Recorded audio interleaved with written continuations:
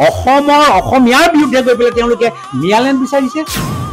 ধিক্কাৰযোগ্য মই এই ক্ষেত্ৰতে তেওঁলোকক সকীয়াই দিছো যে এইখন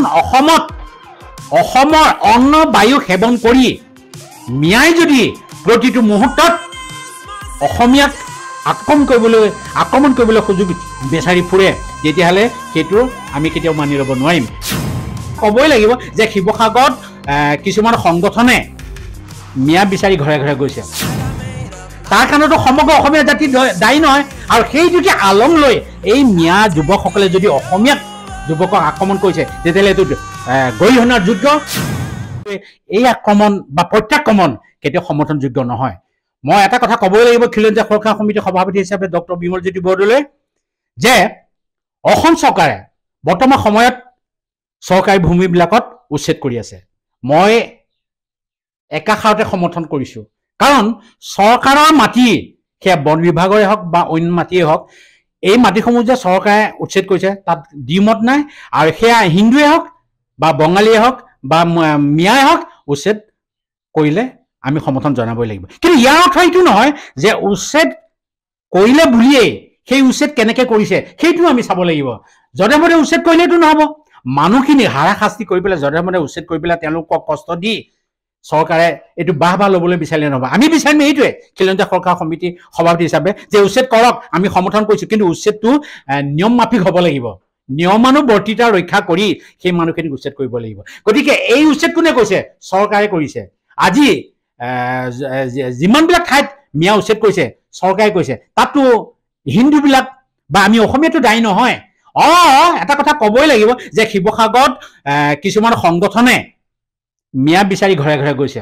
তাৰ কাৰণেতো সমগ্ৰ অসমীয়া জাতি দায়ী নহয় আৰু সেই যদি আলম লৈ এই মিয়া যুৱকসকলে যদি অসমীয়াক যুৱকক আক্ৰমণ কৰিছে তেতিয়াহ'লে এইটো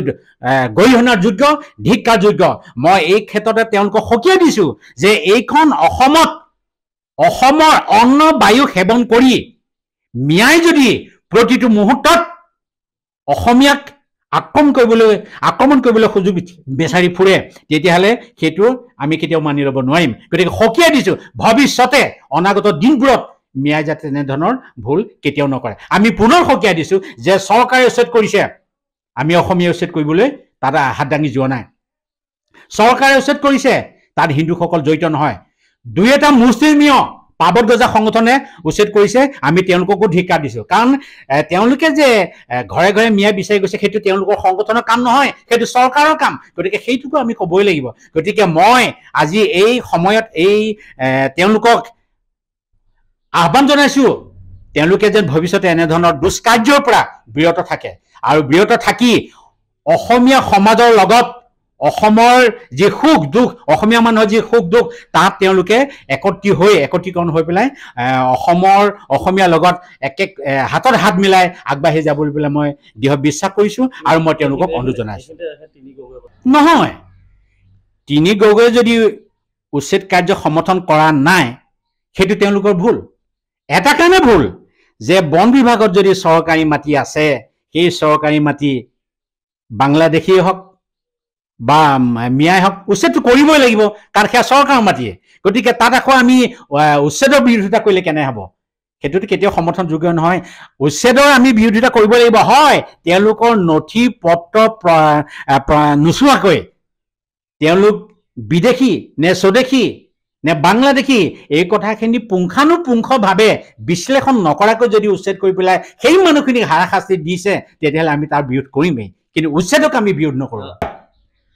বাতৰিত শুনিব পাইছিলোঁ যে দুই এজন মিয়াই কৈছে আমাক মিয়ালেণ্ড লাগে গছত গৰু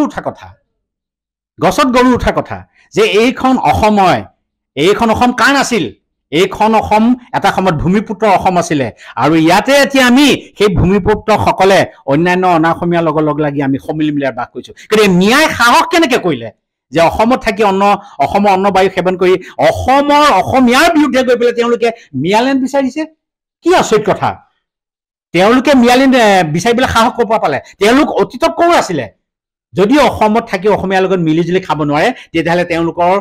অসম ত্যাগ কৰাই মই ভাবোঁ তেওঁলোকৰ বাবে উচিত কাম হ'ব